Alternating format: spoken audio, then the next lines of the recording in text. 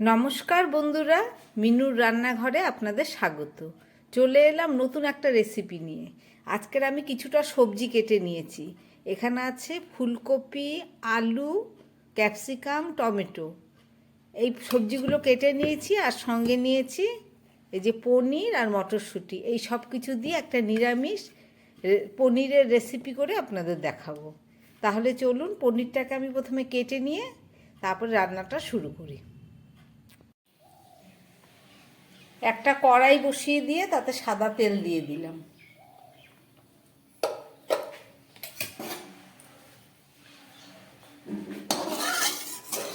তেলটা গরম হয়ে গেছে, আমি পনিরগুলোকে একটু ভেজে নিচ্ছি।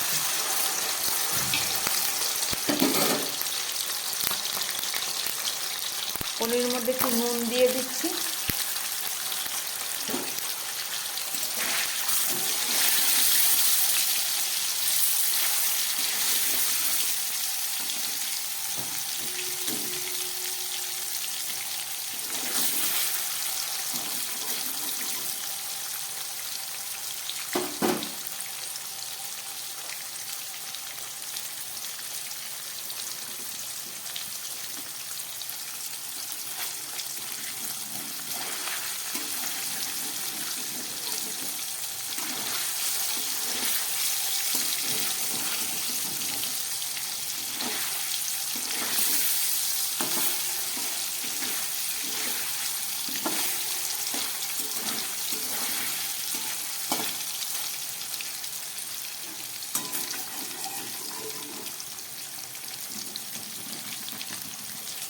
পনিরগুলো খুব হালকা করে ভেজে নিলাম, এবার তুলে ফেলছি।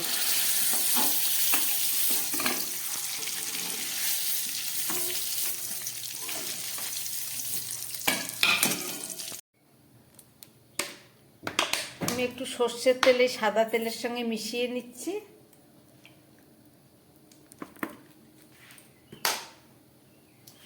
এই তেলের মধ্যে আমি সমস্ত সবজিগুলোকে ভেজে নিচ্ছি। আলু, ফুলকপি আর ক্যাপসিকাম দিয়ে দিলাম।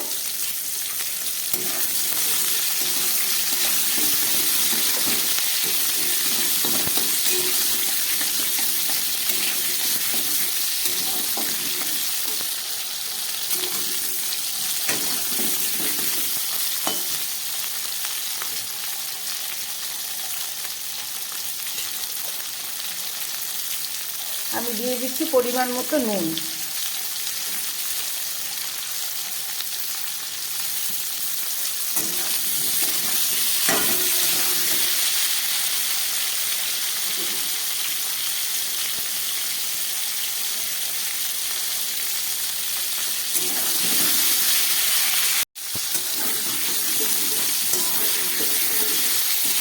ফুলকপি আলুটা অনেকটা ভাজা হয়ে গেছে, এবার দিয়ে দিচ্ছি আমি কিছুটা মটরশুঁটি।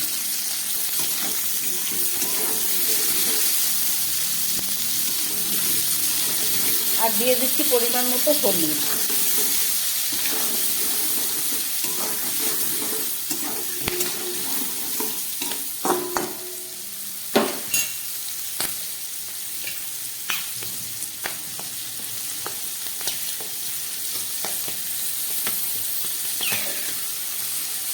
দিয়ে দিচ্ছি দুটো কাঁচা লঙ্কা।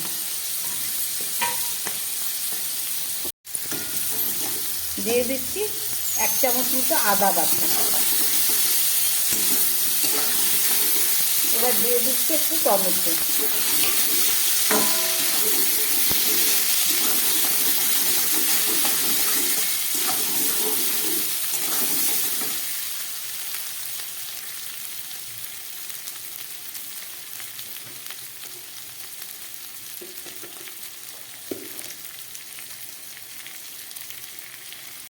এবার দিয়ে দিচ্ছি 1/2 চামচ মতো ধনের গুঁড়ো।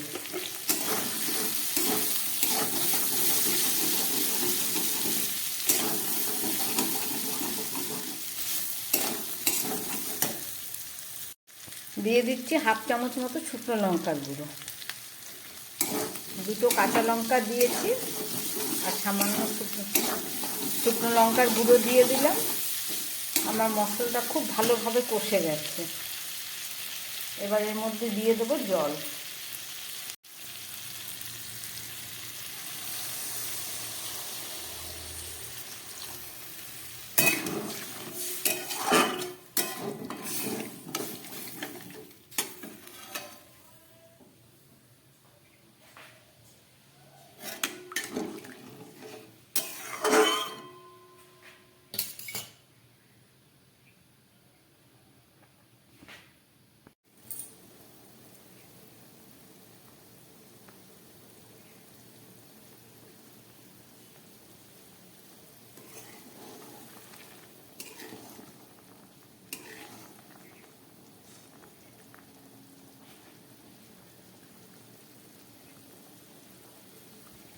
তরকারিটা ফুটে উঠেছে।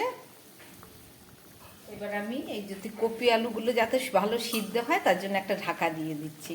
গ্যাসটা মাঝারি আঁচে করে দিলাম, ঢাকাটা দিয়ে দিলাম। 3-4 মিনিট রান্না হোক, তারপরে দেখাচ্ছি। 3-4 মিনিট পরে ঢাকা খুলছি।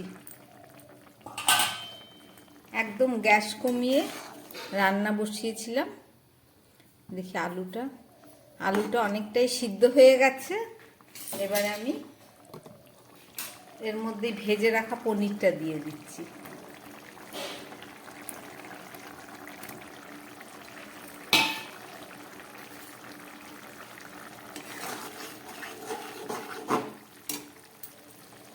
আর দিয়ে দিচ্ছি 1/2 চামচ মতো গরম মশলা আর ভাজা জিরে একসঙ্গে মিশিয়ে বেটে নিয়েছিলাম।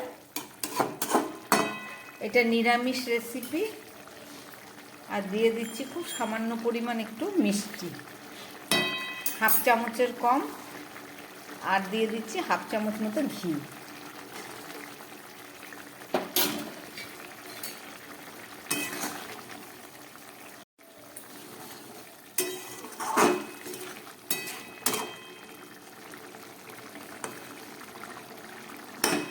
ফুলকপিটাও হালকা সিদ্ধ বাকি আছে। এবার আমি আবার গ্যাসটা কমিয়ে 2 মিনিট মতো ঢাকা দিয়ে রেখে তারপরে আমার রান্নাটা হয়ে যাবে।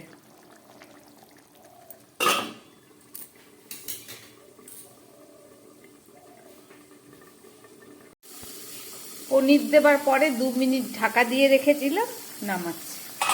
ঢাকাটা খুললাম। আমার রান্নাটা হয়ে গেছে। এবার আমি গ্যাসটাকে অফ করে দিচ্ছি। চলুন ফেরত এসে দেখাচ্ছি। পনির দিয়ে রান্না করার পরে 2 মিনিট ঢাকা দিয়ে রেখেছিলাম। এবার ঢাকাটা খুলছি।